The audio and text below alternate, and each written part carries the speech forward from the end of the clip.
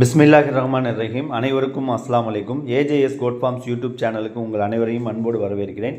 இன்றைக்கி நம்ம இந்த வீடியோவில் இப்போ நீங்கள் பார்த்துட்ருக்கிறது வந்து பார்த்திங்கன்னா மயிலம்பாடி குட்டிங்க. இது ஒரிஜினல் மயிலம்பாடி குட்டிங்க. இது வந்து நம்ம இந்த ஒரு வாரத்திலே கிட்டத்தட்ட ஒரு 200 குட்டி கிட்ட நம்ம சப்ளை பண்ணியிருக்கோம்.